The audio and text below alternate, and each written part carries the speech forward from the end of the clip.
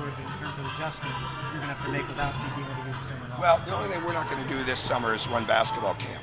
So, because it's a big part of the lure of camp, and to be excited to be here for that is to go through Assembly Hall. So we're not going to do that, but other than that, we're going to be right in the midst of Cook Hall. We had a workout this afternoon, and when I leave here, we'll go have another one, with the other group.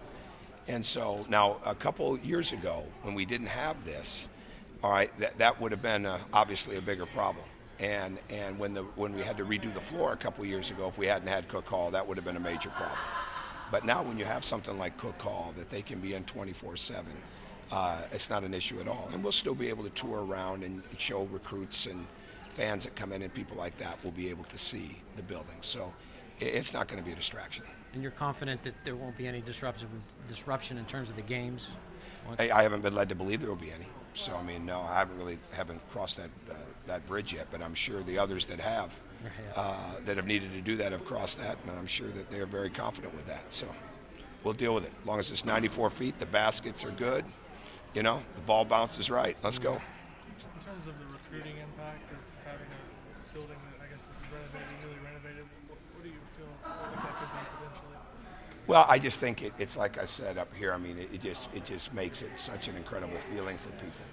It's going to obviously it's going to bring the building's life to a really strong point where it becomes almost infinite, right? Instead of having we're going to have to redo this by then, or the shelf life of the building is this or that. Now that's not the case anymore.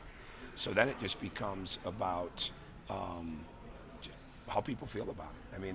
With the seating, with just the beauty of walking in and seeing all the things as you're leading up into it, and so the aesthetics of it are going to be fantastic. But I think, will the court change? No. But will the way people enjoy the game, will the way where they sit, the ambiance of it before you actually get into the actual court side part of it, I think all that's going to be fantastic, and it's going to increase the life of this building, which I think is huge. And there's going to be so much stuff that's going to be expanded upon and built upon, even in this area, in other areas, as this campaign continues to go on, which is going to make this part of, when you look at the athletic complexes,